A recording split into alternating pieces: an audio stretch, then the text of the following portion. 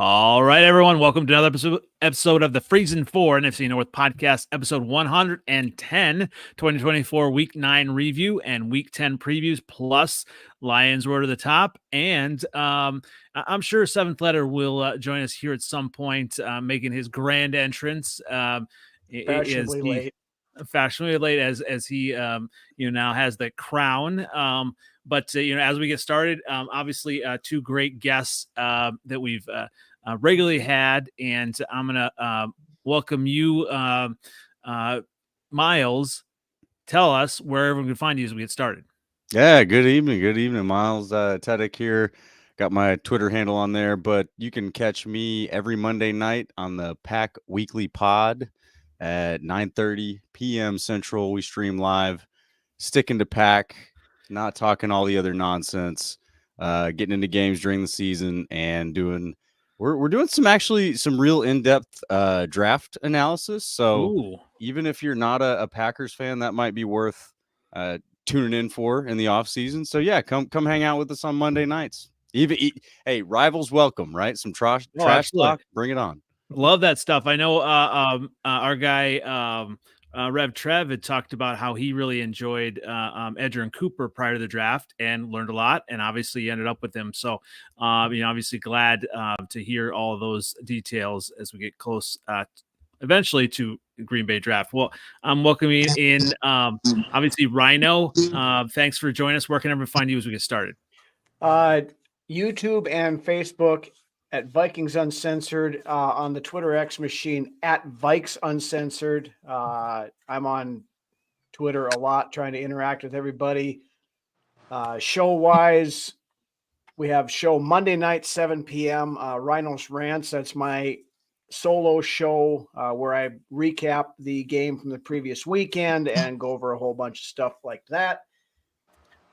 Vikings Uncensored studio shows Friday night, Saturday night, prior to the games on Sunday. Tonight, this week, it'll be a late show Friday night.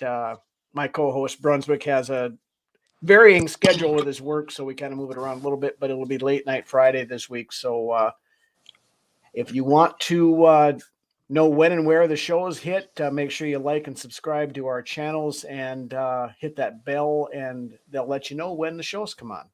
Absolutely. All good stuff. And obviously, someone who joins us because work schedule different times as well. Shelby, welcome again. Hello. Where can we find you? Shelby Tweten on Instagram, Twitter, X, and the Skull Queen on TikTok.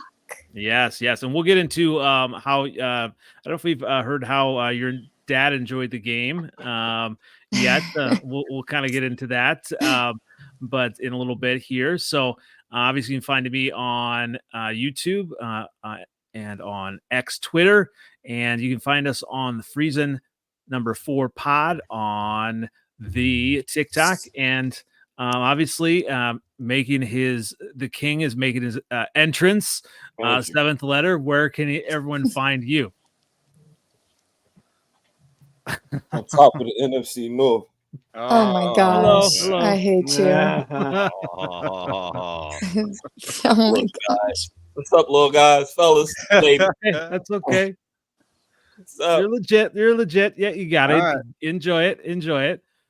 And that's okay. The Lions are there. Obviously the Bears are going to get there. We're going to get there. And along this route here, let's talk about the game. I'm sure everyone enjoys in reveling in what happened on Sunday to my Bears. So obviously I proclaimed that the Cardinals were going to be defeated by the Bears, and that didn't happen. Bears were run all over by the Cardinals 29-9. It was just disgusting. Right before the half, that huge run by what's that? Demarcado. I mean, it was coaching. That's what they call the Trail Mary there, as he runs it all the way from one end to the other. There's no way you let that happen. If you're the coach, and obviously Matt Eberflutz has continued to show that he is not up to the task. Like you said, 7th letter. Yes. So obviously that's a huge. Something else too. Tell everybody what I said. Sunday before the game. What I say? You remember? I don't. I have amnesia. I try to block everything out before. Your Wi-Fi go down again for that one, or what? It should have. I said no Montez Sweat. That's a different defense. That was, and obviously we were hurt by, obviously not having our secondary intact. That was a big thing. But really, it was being out coached. It was just.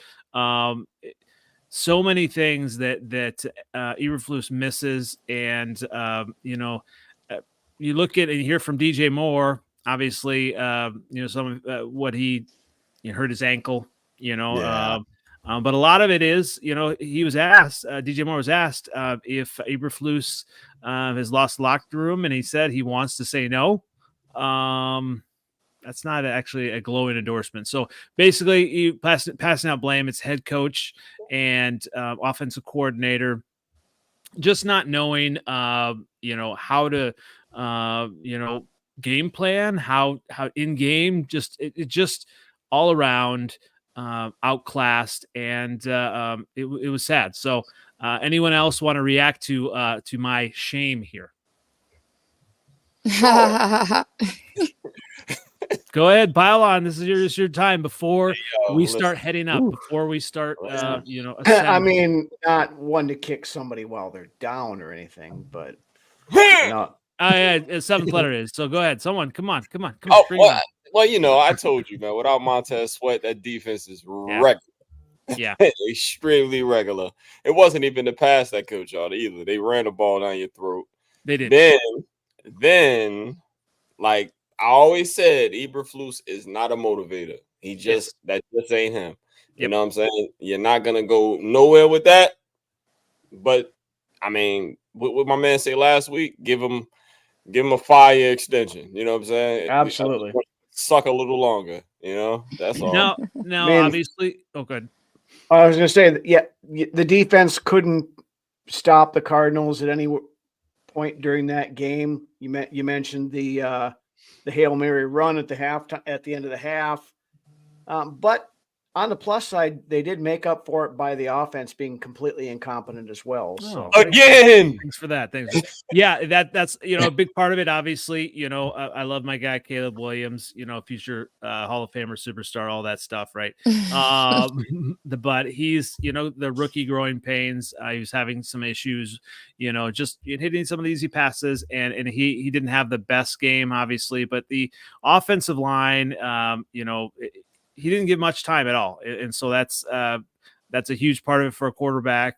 So he needs to be better, and that offensive line needs to be better. But Shane Waldron needs to be better as well. I mean, it just it's like Luke Getsy, 2.0. And obviously we know that Luke Getsy was fired already by the Raiders. So for whatever reason, we don't know how to pick offensive coordinators. Hopefully Waldron can turn around. Hopefully the Bears overall can do something. Otherwise, Flus is going to be fired. And,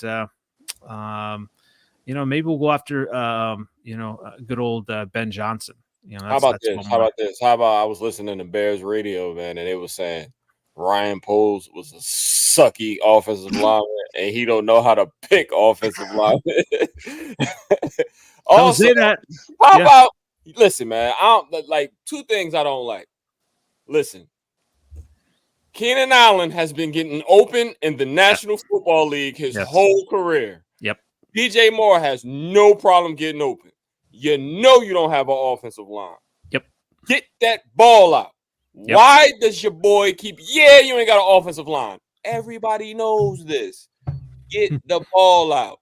Stop trying to run these deep routes and extend plays with your quarterback before he dies, because you're gonna get him hurt. Yep. You're gonna get him hurt. Well, that was one thing too. They left him in toward the end of the game, being blown out, and then he did tweak his ankle a little bit. So I mean, that's delicious. I loved it. Oh, I'm sure you did. Andy, I've got a question for you, man. Yeah, go ahead. just, it'd be easy to just keep kicking you when you're down. You got DJ Moore just walking off the field. Don't need to do that. But what is the identity supposed to be? Yeah, what is this team supposed to be, man? You've got 2 off seasons of we've got the most assets in the whole league, most cap space, top draft picks. What's the identity?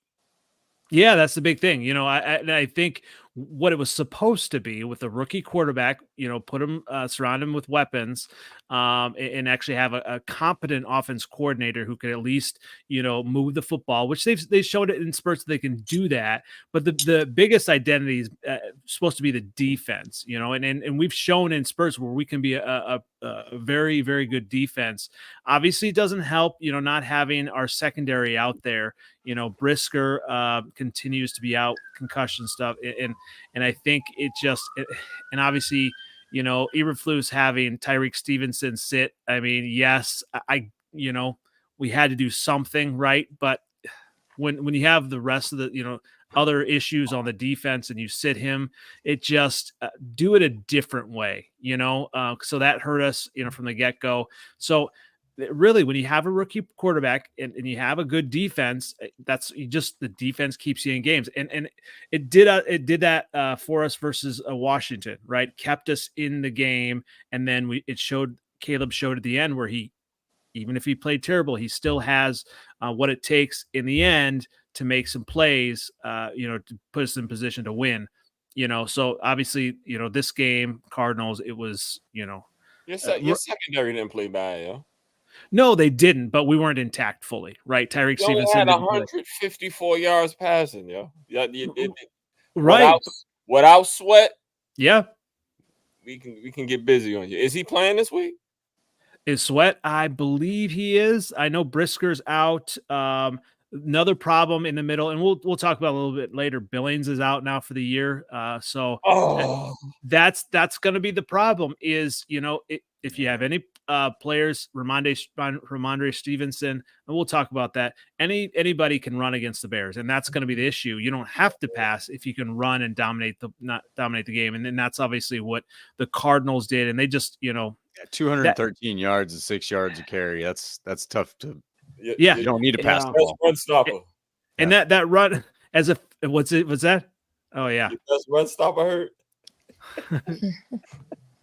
Well, so right away, when I saw that run right before the half, I said this is over, and that was kind of just deflating. You thought, okay, well, we can maybe make a run here, and that was just it. I was like, okay, I'm watching something else. I'm turning on Netflix, but I actually did try to stay tuned as much as I could. It was bad. It was bad. So, on to some more pain.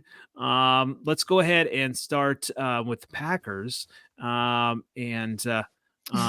then we'll go on to the victors here. All right. So obviously the Packers were packed early in 24-14 loss in Week 9 versus the Lions.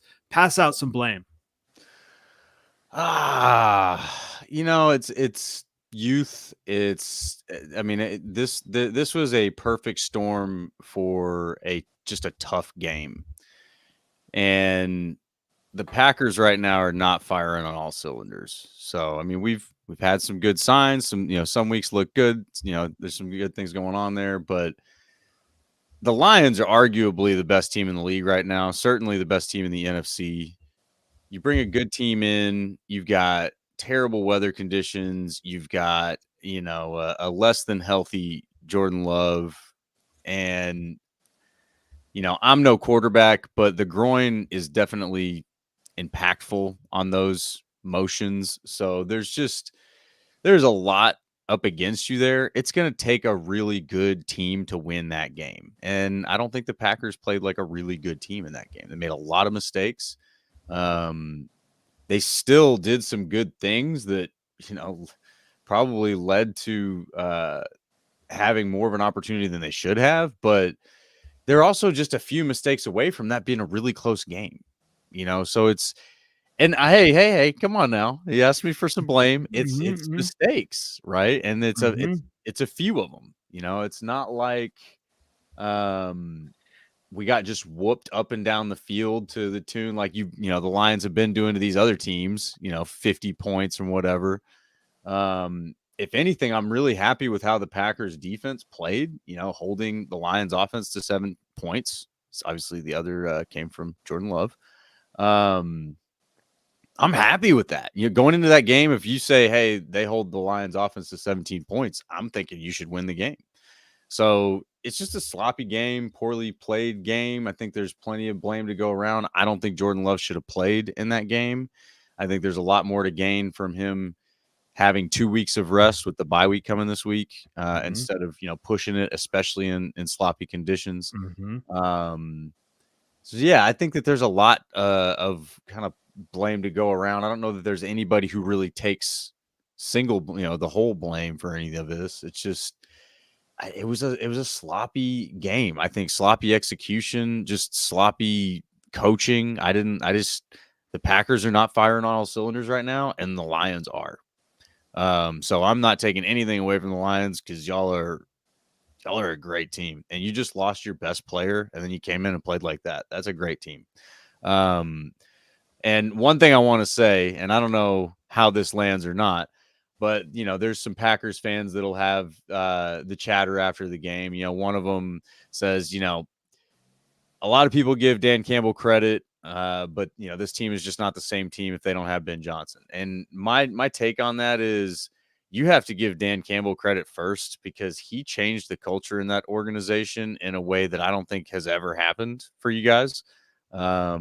The way I put it is that Lions team looks like a Lions team that believes in itself more than any other Lions team I've ever seen. Like they don't know anything about the bad history of the Lions.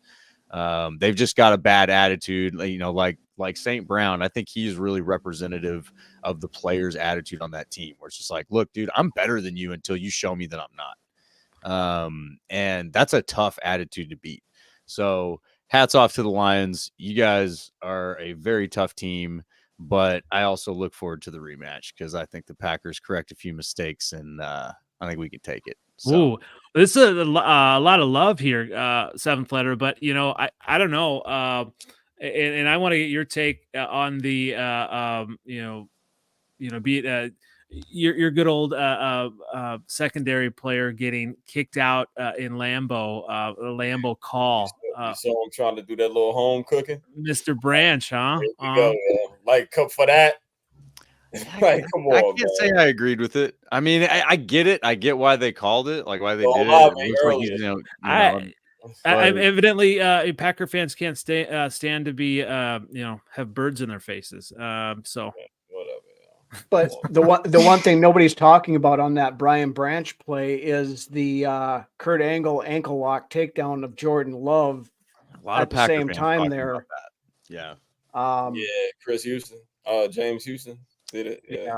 What do you think about that?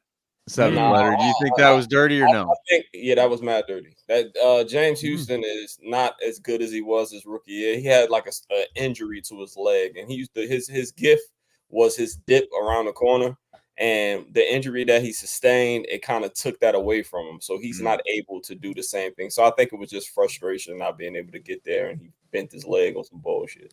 He's probably gonna get a fine this week. But you know who gets the helmet sticker this week? Let's go. Matt LaFleur. Oh. Okay. Bro. Y'all running backs were averaging 7 yards a carry. All three of them. Yeah. Except for, I think one of them was 6.5. And y'all stopped running the ball. Y'all was only down 14. And y'all stopped running the ball, and you kept trying to throw in the rain, and everybody kept dropping the ball. It was like, damn, he ain't running no more. Thank God. Thank God. The game is a second quarter game. It's 2 more quarters. You could have still ran the ball. That's how you getting down the field. I don't know what. That's why I see this as not being very far apart on the game. I know that y'all had. I saw it. Yeah, I saw it. That's why I laughed, because I was like, yeah, it's a little bit closer. I mean, we looked apart. Yeah. But it's because we played right. We ran the ball. Like, y'all didn't run the ball. Like, Josh Jacobs was killing us. Then the 31 was killing us. You know what I'm saying? Like, everybody was running the ball on us. So I'm like, why'd y'all stop? Why'd y'all stop? But They you got in their stopped. head. And I think that was just like that's why I say poorly executed game. Yep. Because again, I think that it was a bad decision to even have Jordan Love in the game. And that starts Right. with LaFleur. You know, Right. LaFleur's got to be the one who steps in there and says, no, LaFleur- let's LaFleur commit to gets Willis this week. And you've done it, right? Like I get it if it's you know, you've not gone to the backup yet and you don't know what you can do with him, but you've done it with Willis. You know, he's won you 2.5 games. I think in this game, you've got to be willing to go to him. So yeah, I'm not real thrilled with LaFleur's decision making, you know, really from beginning to end on this week. Shelby, are you buying this this Packer love here? I mean, I feel like a lot of there's a lot of hugging going on here. I just do, man. Honestly, I think that the Lions are the team to beat in the league right now. Ooh, in the So league. Okay. if anyone can hold themselves in a game, I think it's a good game, especially a division game. And it was raining, right? Mm-hmm. So there's a lot of things that go into it. I definitely don't think that they should have done Love either. I understand that they're trying to like go with their franchise quarterback and whatever, but exactly like he was saying, like you've already seen that Willis can play and can also win. So, but maybe they wanted to do Love because it was against the Lions. But I feel like the Lions are the team that you need to play smarter than, you know, like you just need to be as realistic as possible when you're playing them. Quarterback early to play y'all, and the same thing happened. Like if he can't move, that's a part of his gifts. Exactly. Like you know what I'm saying? If he can't move, he's a target, and that's why he threw the interception because he couldn't. You know, he don't have the same lift. The way he throws kind of with his legs anyway, off his back foot, kind of that hop throw. Like that's his superpower, and then now he's using his arm, just his arm, and pass behind people. You can't blame him. You can't throw a bullet to a person in the rain.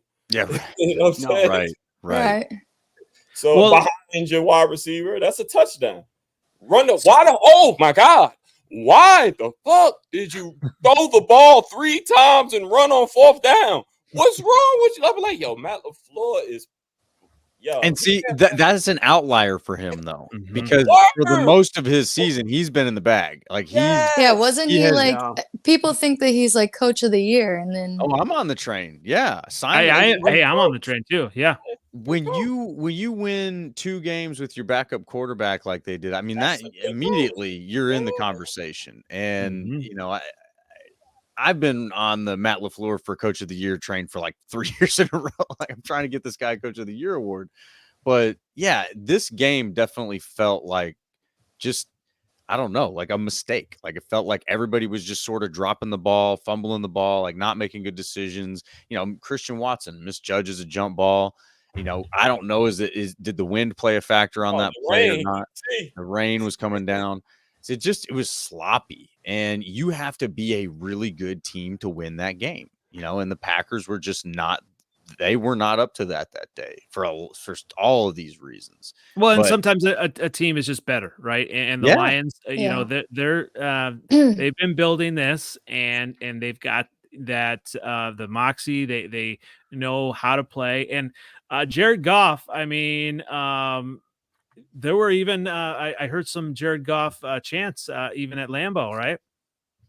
Damn gold package. We travel well. Yeah, it's partially to blame on the Milwaukee gold package, but we don't have to get into that right now. Yes, the splitting that up. That's correct. Season ticket holders, they're not loyal, man. I'm telling you. No, darn Packer fans. Yeah.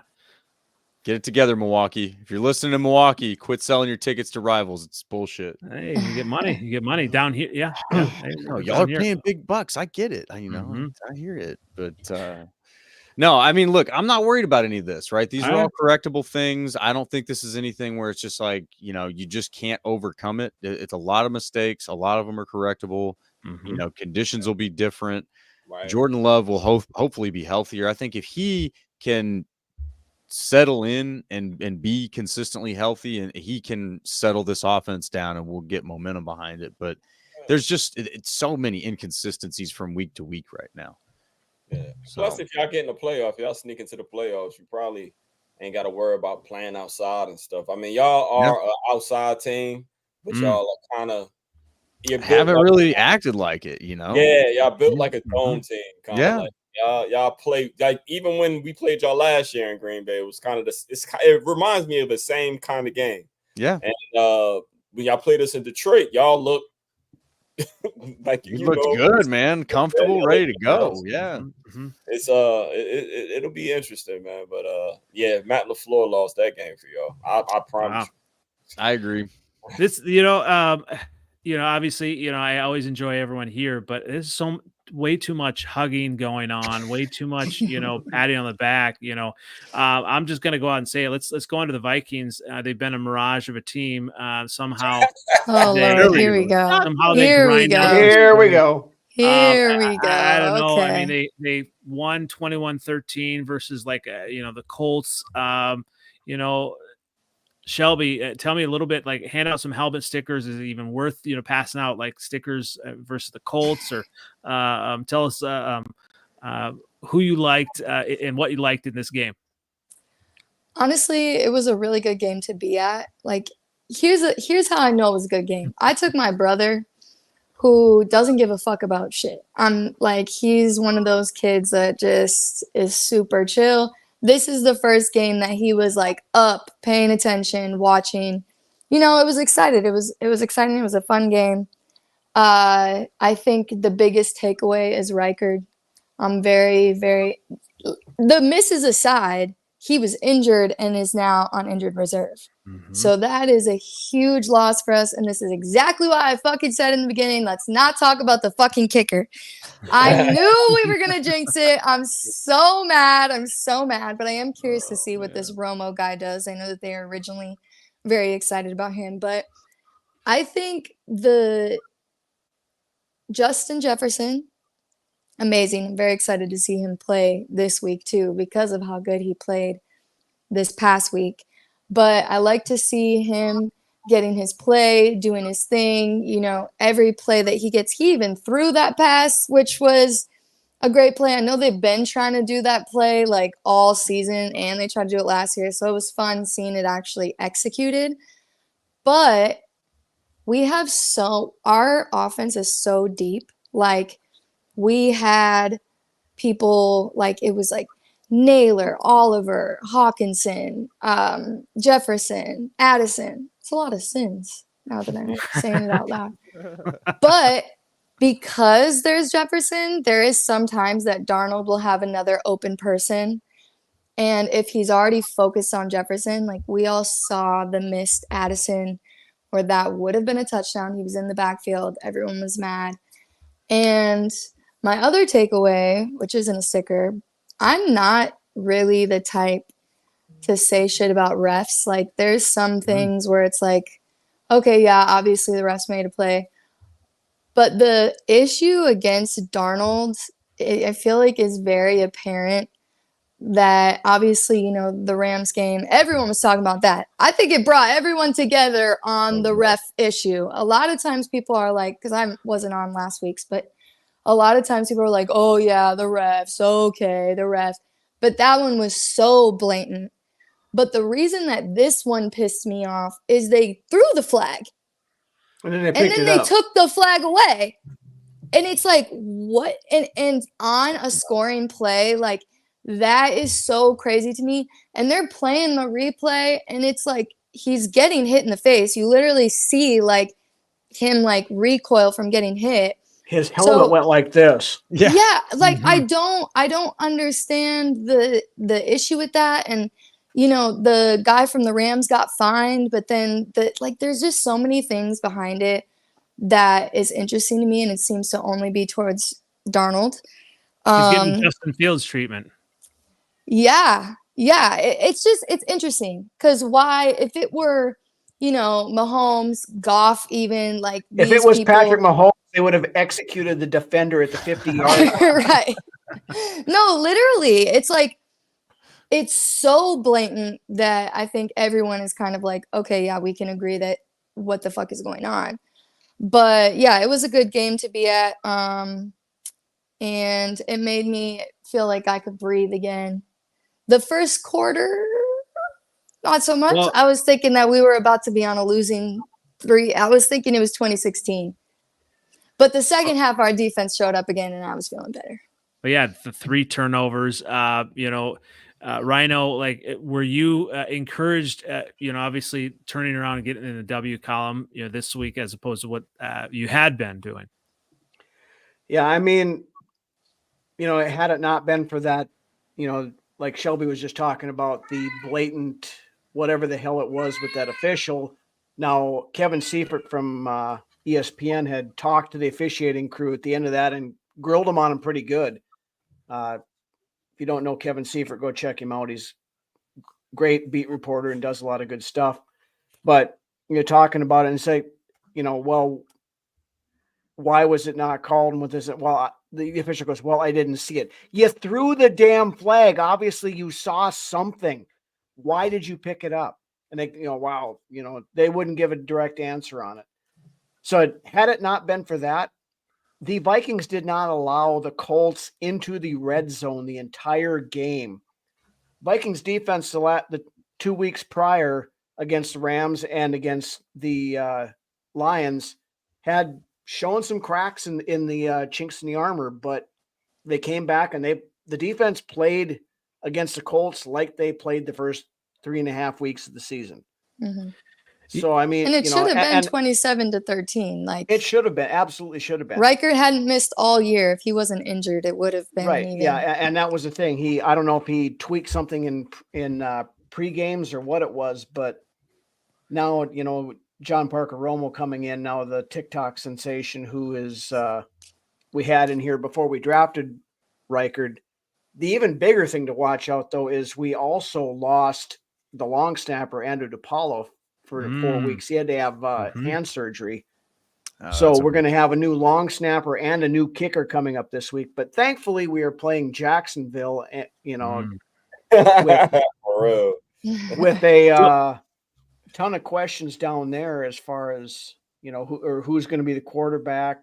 Is Doug Peterson the next guy that's going to get fired? And all that kind of good stuff. So we'll get that's in a second as well. But when you talk about officiating, I don't understand just where the NFL in New York, where that all comes into play, like what they can overturn and what they can't. Because I believe that whole branch getting kicked out, wasn't that from New York or something? Wasn't that? I mean, I don't remember that, but just kind of to go back to that, the thing that gets me on this the last 2 weeks, both been scoring plays, which are all scoring plays are reviewable. Yeah. Mm-hmm. It was like 2 or 3 years ago, whatever it was. Vikings were playing Green Bay, and they reviewed a scoring play and charged Dalvin Cook with offensive pass interference after the fact. If they can do that, how come they can't verify that there was a penalty when Sam Darnold almost got his head knocked off 2 weeks in a freaking row? Yeah. Somebody answer me that question. Well, yeah, Dalvin Cook should get an offensive penalty every play now for his offensive play with the Cowboys. He's dead to me now, so that's fine. Yeah, so it definitely interesting. Obviously, as we kind of move in. Lots to look forward to this week. Obviously, the Packers are off. So, Miles, just give us a little bit, some of your bye week keys. There you go. I like it. So, more shades on the podcast. During this, bye here, are you looking for the Packers to kind of just get healthy? What are you kind of keying on this week? Yeah, the thing that I was really focused on and thinking about, I mean, healthy is a big thing. That's everybody's bye week, I would imagine. And certainly with Jordan Love and the groin, like, just give him as much rest as he can get. But I'm looking for them to do some self-scouting in the bye week. I'm kind of I look at football from an analytical perspective a lot, and I know that's how most of these offenses, these teams, I shouldn't say just offenses, defenses too. A lot of these teams do the same thing, right? They're all looking at it from an analytical perspective. What if you see this look, or if you give this look, what are defenses going to do? Like, so I want to be able to hopefully see these guys figure out what they're doing the best right now and see more of that and get rid of some of the things where they've probably been experimenting, see how well this goes. Let's stop that. Let's be done with the experimenting and start to hone in on what's going to work. And so that's what I'd look for the most, and this was the time of year last year when they really started to turn it around. And I think a lot of that had to do with just that, like figuring out, okay, we got a young squad here. We've been doing a lot of things, making a lot of mistakes through 9-10 weeks of the season. Let's dial it in a little bit. Let's chill out, take fewer risks here and just kind of get down to brass tacks. And they have a better team now for doing that than they did last year, mainly because of the run game that they have, and to Seventh Letter's point, it's like, why did you stop? And I hear you. Yeah. I've got the same questions, so that's what I'm looking for is self-scouting. I want to see them getting better at what they do and get rid of some of the other questionable stuff. I'll tell you what, like, I feel like this week 10, it's like the perfect bye week, right? It's like kind of right in the middle, Yes. So, and right before, key week next week when you face the Bears. So that's going to be interesting coming off the bye. We'll definitely talk about that more next week, but maybe on another OG Rivals podcast. Oh, yes. Definitely going to have to do that prior to the Bears Packers game. Let's talk about what's that? Who you think going to win that game? Oh, already? Who's going to win that Packers game. are definitely going to win. No, we're going to analyze it now, though. Oh, no. Y'all looking? Oh, no. Caleb will be ready. Well, let's talk about, some of the things prior to before we get into the games this week. Some deadline deals. Obviously, the Packers, Miles did trade, their off use. I guess he hasn't really been playing all that well. They traded Preston Smith. Right? Him out there. He used to kill us. Get him out. And they've been pretty open about it. I think the reports were going around today that, he just didn't feel like he fit in Hafley's scheme. He's been a 3-4 guy basically all his career. Yep. So, jumping into the 4-3 just didn't feel good. And, we've seen that before, right? Like if I guess I'm not that old, but it feels like it was forever ago when they went and brought Dom Capers in and went from the 4-3 to the 3-4, and Aaron Campman, was the big D end at that point for the Packers, and he just wasn't a 3-4 guy, right? So he lasted, about a season, or I think they may have traded him mid-season at that point. I can't remember exactly what it was, but he did not last long. So sometimes these guys, you got to respect that, right? I mean, Preston Smith recognized he didn't fit, and he asked to be traded, and they, obliged him. I just respect the whole way that it went down. And gosh, great play for the Packers. I absolutely loved Preston Smith and wish him the best. He went to a great fit with the Steelers. I'm really hoping that, they might bring some addition in here, but haven't seen that yet. So who knows? But I will say this. They did get a 7th-round pick for him, and Goot has been absolutely lethal with his 7th-round picks. So something. Yeah, that's good value. That's definitely good value for that as well, right? A player that's not in the future might as well get something right. for him. And I think his cap number was getting a little bit out of hand, especially compared to production. So it made a lot of sense. Yeah, they're gonna pick a 7th-round wide receiver that's gonna be 5th in the receiving or something. Get the fuck out of here. I hate the Packers, bro. These dumbass names. Who the fuck is this? Oh, man, we got a franchise left tackle in the 7th round. What are you talking about? Don't say it. Don't say it. I like Zadarius Smith. All right. So Lions, they got Zadarius Smith. 7th letter. Are you excited for that or what? Yeah, thank God. Because it's like another reason, like I was surprised we won. We didn't get no pass rush. It's None. like, yeah. I was like, this is killing me. It's like hard to watch. You know what I mean? My boy 93 Pascal was hurt. So we really had nobody. Yeah. Like nobody to rush the passer. So he comes back this week. Zadarius Smith this week. Like, thank God. We're gonna need it against the Texans because I think if you pressure Stroud, we should be all right. You know what I mean? Like we need the Packers recipe for it. Yeah, we need pass rush. There's one problem with this trade. Ooh. You guys got Zadarius Smith in the second half of the season, and as Vikings and Packers fans both know, Zadarius Smith only plays the first half of the season. No, seriously, last year I was like, I love this guy, and then I was like, where did he go? Where'd he go? Yeah. Yeah. First half of the season, he was lights out, and then the light went out in the second half. But Nah, we got our coaching staff won't go for that shit. They also gave him 2 days off, I believe, right away. Yeah, because he had a bye week, right? So there you go. I mean, we'll take that. And the Bears, obviously, Khalil Herbert was himself a 6th round pick. And he, was in the mix for a starter in his second year and just fell out of favor this year. So the Bears were able to get something back, 7th round pick, and hopefully Ryan Poles can turn it into a franchise-altering left tackle, right tackle, guard, something on the line. Give me alignment. Give me someone. And the Bengals obviously needed a running back as well. So the Bengals are underwhelming this year. Oh, absolutely are. Absolutely are.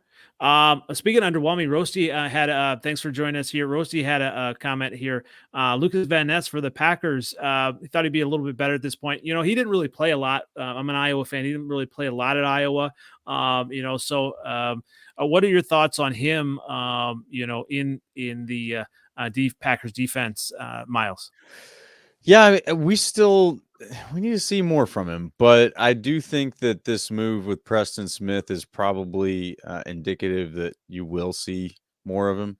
I mean, Packers fans are impatient. I'll say that. I mean, this guy's in his second year, and it's not like he came into an empty line or an empty, position. It's a crowded room there, and there's some talent there, and they're all kind of underperforming right now, but the way I put it on our podcast this week, it's like, look, we're sitting here talking about, well, these guys kind of are disappointing and these guys are disappointing and these guys are just, it's like the D line, the pass rushers, the linebackers, we all want to see more, but we just held one of the best offenses in the league to 17 points. So somebody must be doing something right. So that's where I think you got to give time for a new system to really settle in. I think guys are still figuring out where they fit within the system. I mean, they just moved Preston Smith after he already identified weeks ago that he wasn't a fit. So I think these things take time to kind of push through. But LVN, I mean, I've got no reason to be pessimistic about that guy. He looks great. I think you just got to get him focused and he's got to figure out where he fits. Yeah, he'll be all right. I think a couple things. Obviously, I remember in the draft, because an Iowa guy, I just remember it being kind of a luxury pick at that time. I'm like, okay, what are they doing? But hey, if they could plug him in and he could continue to, really grow, I mean, that's what they need. But what I'm going to say too, I feel like you said that they held the Lions to 17 points, but I really feel like it was the rain that held the Lions to 17 points offensively, so I'll let them say that. Hey, you gotta play the game that you're playing, man. I mean, that's all we can do. Facts. Roasty, to be fair, that game plan of Lions in about as there you go, is conservative too, but it was because of the conditions, right? So it is what it is. Yeah. So let's go ahead and obviously everyone's going to be looking at my Bears in Chicago.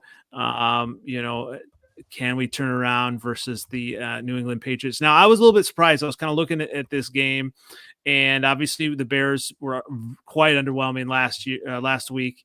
And the Bears 6.5 point favorites right now versus the Patriots, which I'm a little bit skeptical of. Obviously, I'm positive my Bears are still going to get to 9-8 here this year. We're going to turn around, but still, I mean, this could be a tough game. I mean, when you look at who they have out, when we talked about Andrew Billings is out for the season, that's going to be tough. On that defensive line. Brisker's going to be out with concussion. It's going to be tough. The secondary. And Drake May, he's really starting to come on. 241.7 yards, 6 touchdowns, 67.5% passer rating. So he's really coming on. I'm a little worried about that. About Drake May. Obviously, he's a rookie on the road. What I'm most worried about is obviously the Bears. Just allowing everybody to run against him. 168 yards versus with the Commanders, 213 yards, versus Arizona. So the last 2 games have been horrendous. and Ramondre Stevenson. I just feel like he's going to have a monster game. And if he does, the Bears are in trouble. If the Bears lose this game, the Bears don't necessarily fire during the middle of the season, but they're going to be, everyone's going to be calling more for Flus to be gone. Because if we lose this game, it could be a death spiral. And I don't want to give our guy Craig, who sometimes shows up every now and then, I don't want to give him any ammo to say the Bears are going to be 4-13 or anything like that. I'm a little worried about that. So, but the biggest big thing we have, the Bears have allowed the 5th fewest points per game, and I think in Soldier Field it's going to be helpful. Caleb Williams has really flourished at home. 67.3% pass rating, 7 TDs, only 1 interception, and so he's going to get home, and we're going to get everything right. And this is a get right game for the Bears. I think they do win. I think it's going to be a little bit closer than the 6.5 points here. I think it might be a lot of bit closer. I think it's going to be 27-24 Bears. I think it's going to be close. So I don't know what you think, but Seventh Letter, go ahead. What are your thoughts on this game? I think that I think they're going to I think the Patriots are going to make this a lot closer than you think. I think that your offensive line is not that good, and I think your quarterback holds the ball too long, and I think that the Patriots are another one of those teams that they kind of drag you into the mud with them. Mm-hmm. So I don't think that y'all built like that. Defensively maybe, but not offensively. Y'all don't have like the type of team that you can hand the ball off 30 times against a team like that, so you can, set the tone. You got to set the tone against them, I think. And offensively, y'all just like DJ Moore walking off the field. I just think that's like the beginning of the end. You know what I mean? Like, I think they're over it. Like, the coach and them, that's not one of those things that, like you get over in the season. Like, I think he had issues last year as well. Yeah. And it's just in-game management, all of those things. And yeah. I mean, just knowing how to just adjust the game plan. And, we're at home, so that's going to be huge. But if you lose, Eberflus is fired. Trev says you better win. Yeah. And a lot of us Bears fans want Eberflus to be fired. I don't want it to be like this, though, right? At least win this week, win next week, maybe lose. I don't know. You got to beat the Patriots, got to beat the Packers, must wins. I don't know. He's laughing at you, yo. Look. He's laughing at you, yo. We're gonna have a great podcast, man. It's gonna be fun. All right. So what do you think? Obviously, Trevor says, obviously we better win. And we did talk, Trevor. We did talk a little bit earlier. Herbert going to Cincinnati. I think that's great all around. Bears get some value. Herbert on a expiring contract. So I think that's good all around. Now, the tough thing is hopefully no one gets hurt. Running back Rashawn Johnson's there, but Herbert kind of fell out of favor a little bit, in the rotation as well, especially with what we want to do offensively. But yeah, I mean, what do you think on this, Miles? What do you think on this game? Do you think the Bears win? So I give the Bears like a tiny edge in this one. Because the Patriots, they're not a good team. They're only 2-win team. And you've had all your wins at home. So playing at home, I give you the nod there. I kind of want to return this to a question with you, though. It's like, what's the path, man? Like, so if the Patriots get up 7-0, can the Bears play from behind? Is Caleb Williams built for that yet? Oh yeah, I mean he did that versus the Commanders, right? I think I forgot about that. Yeah, you still lost, but yeah. Do you know why we lost though? Right?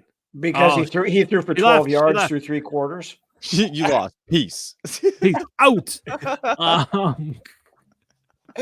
That was a mic drop right there, Shelby. All right. I'm sure you're coming back here soon. We lost because of Hail Mary, because of coach, because of Tyreek Stevenson. We were there. We had it. Caleb Williams has what it takes to come from behind and win it. Obviously, Okay. Yeah, so he's got fair, it. Yeah. fair example. Fair Yeah, example. yeah. I guess but I would return that with kind of this the same thought though. It's like you got Tyreek Stevenson doing what he did on that, and then you got DJ Moore walking off the field. Doesn't look like anybody likes anybody, and it definitely seems like Flus is on the hot seat. Yeah. So Yeah. with all of that, man, if you get down early, I don't think you can win this game. I think you have to get up 7-0 immediately. Right, because they'll run the ball on you and finish the game up. Yes and no. So 7-0, I think is surmountable. If it's 14, 10, 14, maybe even 13, like a touchdown, 2 field goals, 13-0, I think it's going to be bad. Yeah, but I think 7 we can still kind of come back, and really overcome that. So I feel like Caleb is at home, steady as she goes. He's as a rookie, obviously he's going through ups and downs, but I think it helps when he's at home. So I definitely hear what you're saying. Absolutely. Roasty here. The moment you guys hired Shane, a lot of Seahawks fans said that too. So obviously I'm hoping that changes, but I don't know. We've seen the Bears have had some positive strides. So hopefully this is the week. Really? Right. I don't know, man. I'm developing secondhand frustration for you. Oh yeah, absolutely. Let's take a look. So when you look at when we have obviously it helps to have the line intact, right? And we've had some issues there, but Waldron has had moments, good and bad. Obviously, against. Hey, you play who's on the schedule. You play who's on the schedule. The minute y'all run into somebody, y'all look crazy. Everybody having like 23 yards passing in the first half, like with the best wide receiver core in the NFL outside of the Dolphins. Like so I have been frustrated by how they've used DJ Moore, this year. Talent is there. He is too. That's where my concern is. Like he's pissed too, man. That's not good. Yeah, I agree. He's about to go Stephon Diggs on you guys here. It looked like it, don't it? It looks like it. No, he's too mild-mannered. I feel like Shelby, that was like the perfect time for you to leave too. That was kind of a mic drop. Y'all still lost. You lost, deuces. That shit was so crazy too. Like I scared my cat. Like what an ending. And it's your player's fault. So hey. So Shelby, I'm guessing you're not going to pick my Bears to win this week. Oh, we'll probably pick you guys still. Wow. But okay. I think it's going to be closer than people think it's going to be. I agree. Some people. Hey, I said it was going to be closer. I just the 6.5 right now. Maybe by the time it gets to game time, it'll be a little bit closer. I don't know. Rhino, are you on the Bears train this week? Well, first question I have, that 6.5, is that margin of victory or total points scored by the Bears? I have to know that one first. Oh, wow. Wow. I mean, that's what it'd be looking like. I like that. Yeah, I mean, 6.5. The Bears defense, if Sweat is playing, is is legit. But the offense, again, I've made my thoughts on Caleb Williams abundantly clear. But as far as the Patriots go, I mean, Drake May is starting to play like the number 3 overall pick. That you're starting to see some of the reasons why he was picked as high as he was. Now on the other side with that, New England is awful. They don't have anything really of any sort for weapons. Stevenson is a good running back, and I think that's going to be the key there. If they can run the ball against the Bears and get up, like everybody else said, I think you guys are going to have problems. Caleb Williams will start running around and get another 17-yard sack or, what he's prone to do. He's kind of had to with having that pressure. Obviously, it sucks, but he's kind of had to, right? You rushes right in your face. It throws off the rhythm of quarterback. And so, yes, he needs to be better. I absolutely. But yeah, I mean, you look at, some of the games of the Patriots, obviously. I feel like last year more and the previous years, they relied more on Ramondre Stevenson. Gibson has been in there. Stevenson maybe hasn't done as well versus the Jets. May was the leading rusher versus the Titans. So, I mean, that's sneaky right there. And maybe I'm a little bit scared of Drake May running the ball too. So May is more mobile than a lot of people gave him credit for. If you watched any of his games when he was in North Carolina, the kid can run. He's already in 4 of his games. He's already been the top rusher in the last 4 games. He's been the top rusher in 3 of them. How crazy is that? Although that was only 38 yards, 18 yards, and 95 yards. So not a lot, but he's been the leading rusher. So and as I was saying, I mean, New England's awful. We all know that. Mm-hmm. And just simply because of that, and because it seems like the only teams the Bears can beat are teams that are more awful than they are. So I'm going to give the Bears a slight edge in this one.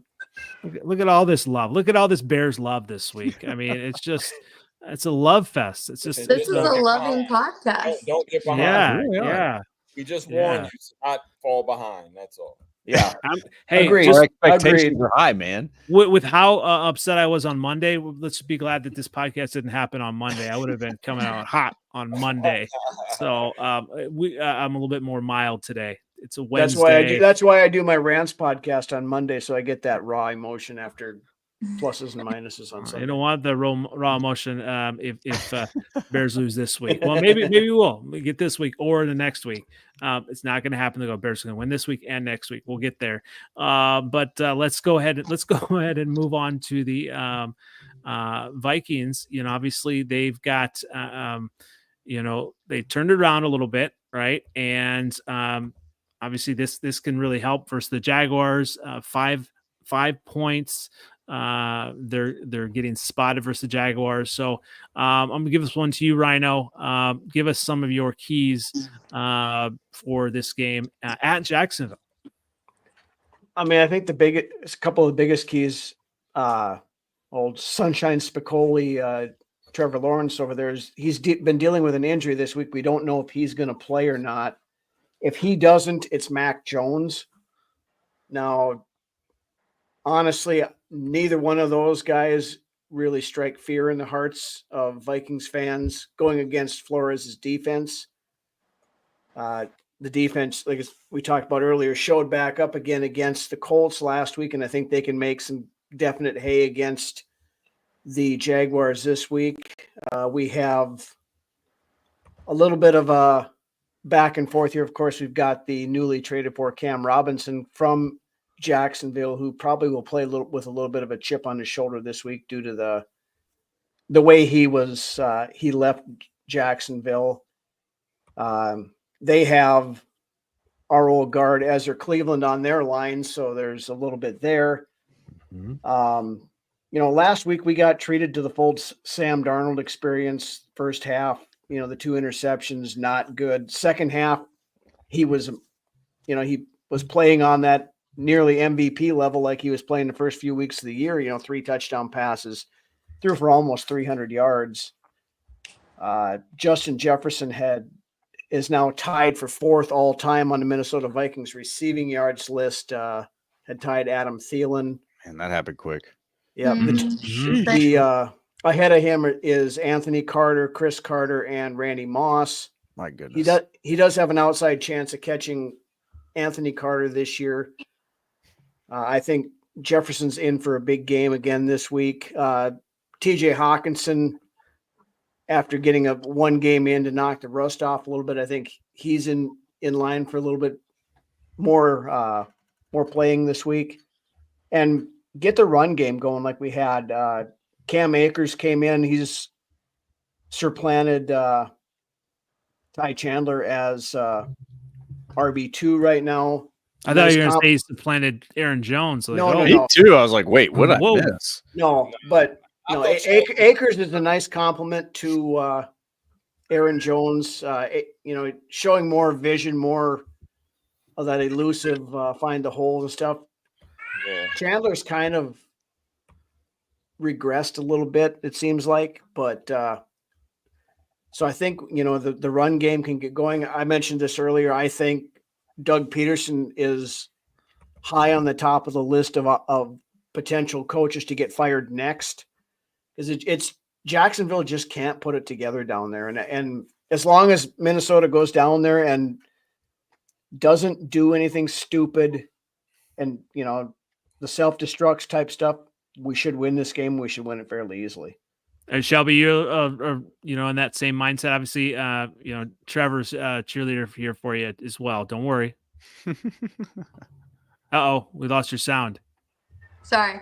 I'm laughing at Trevor because he flipped so much, and now he's acting like he's been the biggest supporter the entire year, which is hilarious to me.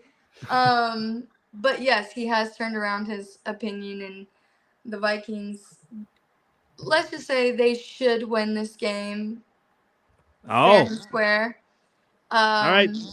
But I'm always scared as a Vikings fan. Like, this would be the one that we would pull some stupid shit. And the Jaguars also, most of their games have been close. So it's not like people are really blowing them out. Cashman probably coming back is going to be huge for our defense. I'm excited about that. Hawkinson, I think, is going to have a better game. I know Jaguars have one of the worst secondaries. So I think that this is going to be a big game for Darnold and our offense. And another thing, going off of what Trev said. Yeah, he's more of a Vikings fan than a Packers fan. Yeah, what's going on, Trev? Hey, man, we need to talk. I think it's that Canada vibe, right? Gosh, what's he doing? Yeah, it's easy to have faith in another person's team. Okay, hey, that's a very good point. Right, true. I think that it's going to be a big game. What I was going to say about Trev too is Aaron Jones is amazing. I love him. He's just such a good guy, and I think that he fits. The one thing about him that I noticed, with being at games, is if the Skol chant starts, he's doing it. It doesn't matter what he's doing. If he's on the sideline, on the field, that man wants to do the Skol chant so bad. That hurts me, but there's one thing I want to say about Aaron Jones. Not to interrupt here, but just we saw this in an interview after the game last week. This guy, he's an amazing person. He absolutely is, and I think you know where I'm going with this. But Kyrie Jackson, the cornerback that we drafted this year, who tragically lost his life in that car accident in the offseason, Aaron Jones goes and puts flowers in his locker every week. Wow! And he was talking about this week. He said, he always wears the sombrero to the on the way to the game. He forgot it at TCO Performance Center. So before the game on Sunday, so he was talking about he had to go back or run over there and get it quick. Came by Kyrie's locker. He said he stopped. He did the stuff. He said, "We're going to go win this one for you, brother," and this, that, and everything else. It just wow. And I know how having people in my family that are Packers fans and stuff that absolutely loved Aaron Jones. I understand why. I mean, this is a class act, grade A, number one type human being, and I'm thrilled to have him on the team.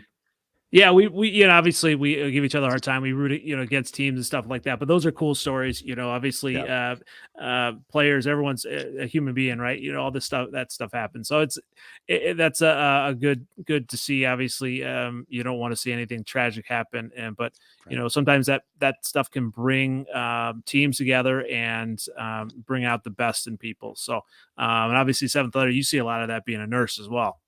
Yes, sir. Yes, sir. Yeah. Hey, you forget that people are mean when you get outside of that bubble. Yeah. Everybody's really. Well, let's go and talk about a team that is mean in a good way. The Detroit Lions, obviously. hey, they're the bully of the division right now. The what? The boy? The bully of the division. All right. Bully. And yeah, they're bully of the black and blue division. And they're they're in the driver's seat. The Texans are a different team than they have been. We look at the schedule. This would have been a lot tougher. Lots has happened to the Texans. Stephon Diggs is out. Maybe this is a letdown game. Maybe at Houston, maybe the Lions come out with this one. Tell us some keys to the Lions actually losing to the Texans. Losing to the Texans? All right, they're going to win. Let's give some keys to them winning. How about we do that? I wouldn't do that. I mean, the only way I can see them losing if like Taylor Decker has like a sucky game and they like pressure Jared Goff and he just turns the ball over and he turns it back into his old self. That's the only way I can see them winning. Offensively, I'm not afraid of them at all. Like they're not. They look good on paper at the beginning of the year, but even before Diggs was hurt, like after the game against the Vikings, it was like there it is. We already found out how to beat him. Like, yeah, he's a great quarterback, but he's still a very young quarterback, and he has pressure. He turns into every other quarterback that has pressure on him. You know what I'm saying? So if we are able to get some pressure on him, I think we should be okay. And Houston is young too, and then the defense. The pass rush is good. Granted, the scheme is good defensively. I do anything that anybody that comes from San Francisco, those defenses are pretty good. But I don't think that they're not built for what we run the ball, and I don't know how built they are for that. So I think we can bludgeon them too. Our game should be it'll be a little bit more convincing than 3.5. Like wow. Okay. Yeah, I do. I honestly think it's shaping up to be one. It's not going to be like the Vikings. The Vikings is supercharged. You know what I'm saying? They're a big play machine. They got the receivers and they can put points on you quick. But I think just a sustained, how we do, like kind of how we did the Packers last week. Like just pound you and pound you and pound you, and then it's not much left at the end. You know what I mean? Like I think that's what you mean. Tell you what, though, when you look at Houston Texans, they've got some solid players on that defense. So Will Anderson is questionable. Danielle Hunter, everyone knows I ain't scared of Danielle Hunter. He can't stop the run neither. I've known him for years. He can't stop the run neither. The Vikings never could stop the run. I don't know. I ain't worried about no Danielle Hunter. That was everybody else. Like I had Packers. all right. Afraid of Danielle Hunter. He was the best defender on their team. Yes, but it was all right. He'll get his sacks or whatever. But we running his little ass. He's a little guy. He is. He's a smaller guy. Yeah. So, Shelby, do you think the Texans are going to pull off the upset here? No. I want to say that so badly. I really do. But, I just think the Texans, it's like everyone had them as a Super Bowl contender, going into – what is he saying right now? Lions fans kind of getting annoying. I get it,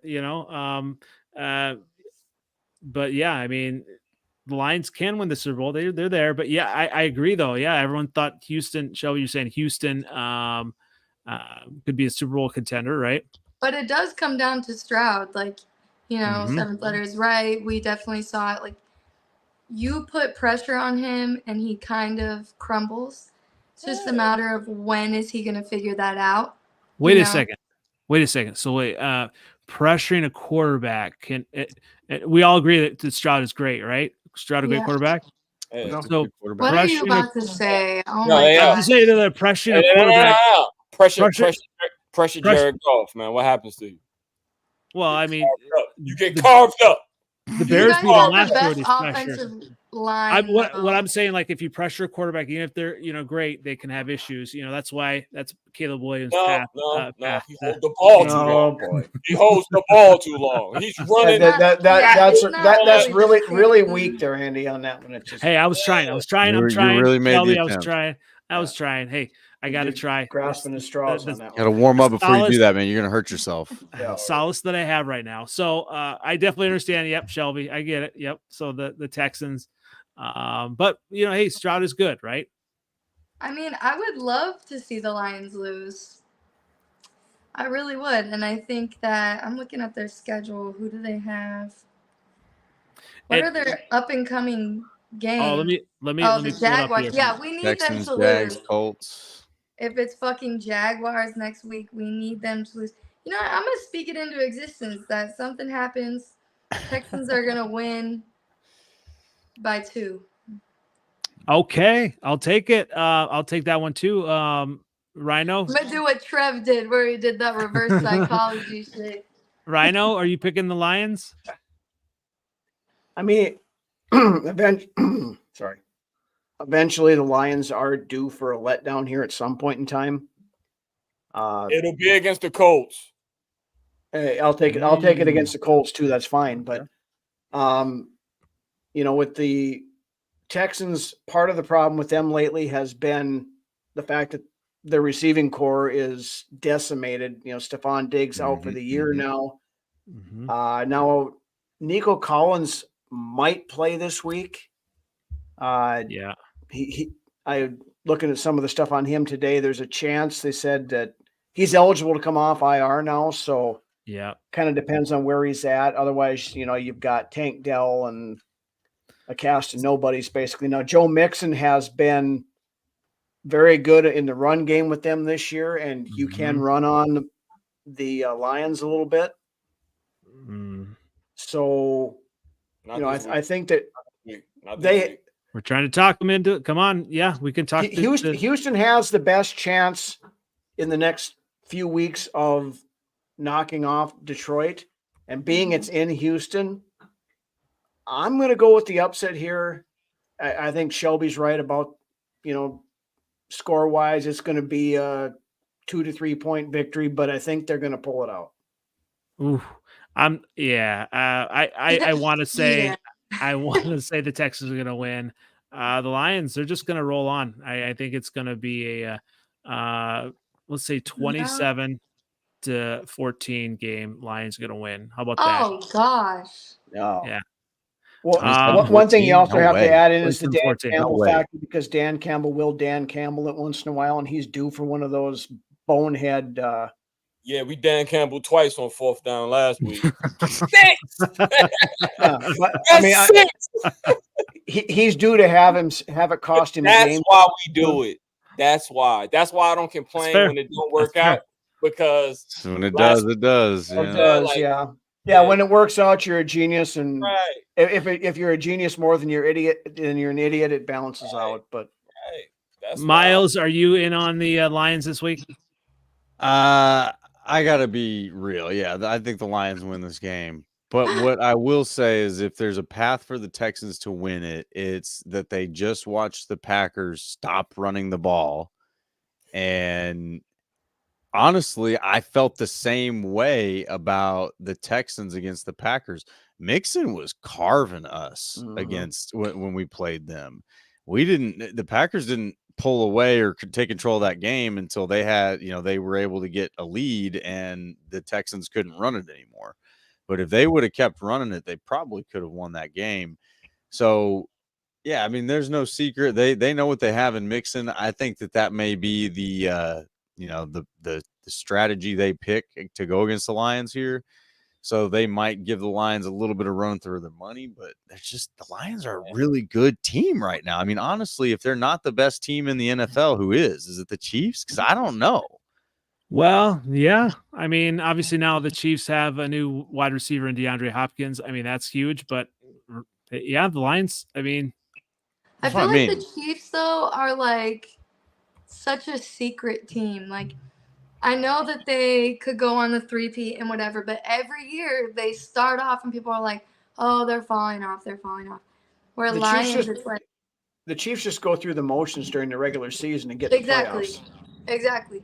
It's exactly like I don't know if you saw the video of Mayweather when they lost the coin toss, and he just immediately he's like, that he was gonna lose. Yeah, he was like, "Fuck," because he immediately knows he's gonna lose the game. Like, when Mahomes wants to win, he's gonna win. Where the Lions, Todd Bowles like, was a hoe in that one, yo. He go for 2, bro. Yeah, What's wrong? you should have we went saw for this 2 movie there. before, yo. We saw this movie like for Right. the last 3 years. We know how it's going to end. They're Yeah. going. You down don't the field you don't against- play for overtime against Kansas Yeah, City. If not you have No, a you chance to don't. go Yeah. for the win, go for the win. Yeah, But the Lions are like on necks. Like they are gridiron. Like they come out like the Vikings, for instance, a lot of times we play for our opponent, which is the issue where Lions, it's like they want to kill every single person that they play with.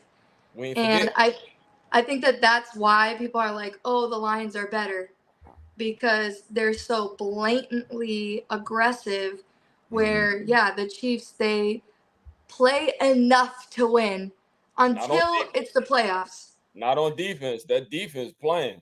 The defense, yes. Chiefs defense. And that's exactly why they're 8-0. Offensively, they just show just enough to win the games. Exactly. That defense is playing.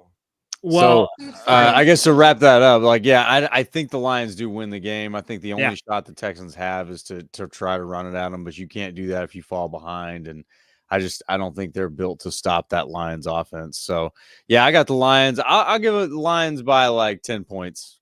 And they 28th. They 28th in red zone defense. Yeah. I go like 30-20 Lions. Yeah, thank you, man. Wow. Okay. Got you. Well, that's a big win. And hey, it's always a big win when you guys join us. Thanks for all of the comments, everyone. Great stuff tonight.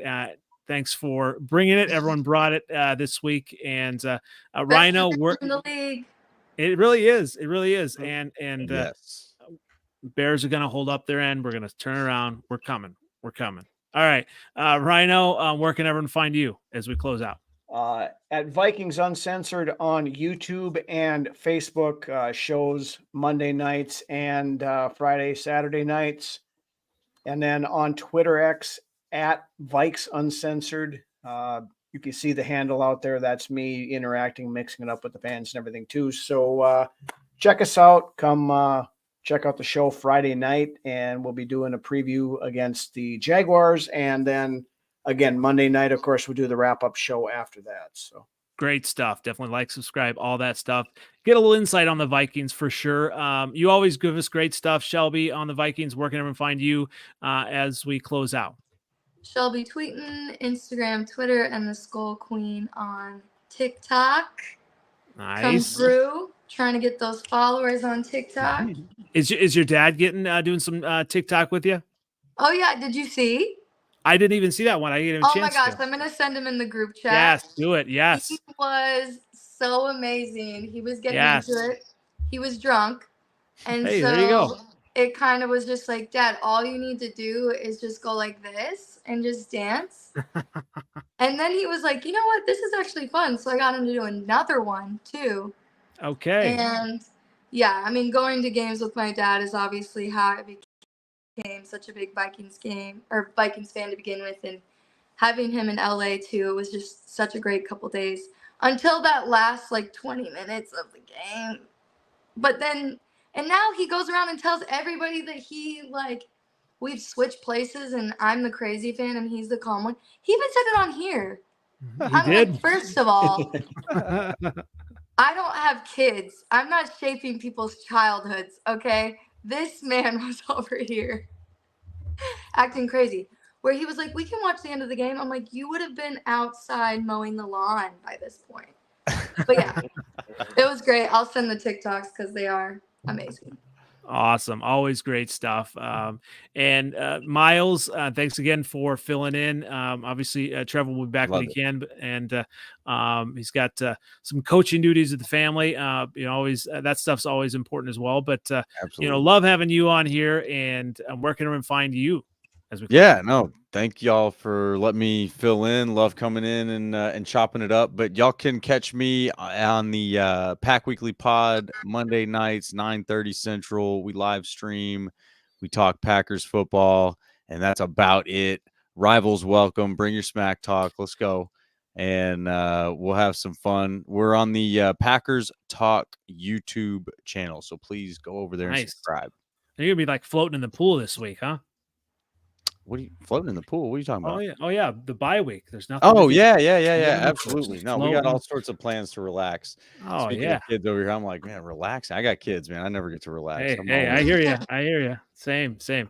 And obviously, you can find me on YouTube, NFLOutdated. You can find me on Twitter X, and always stirring stuff up. Hopefully, I'm going to have something good to stir up soon.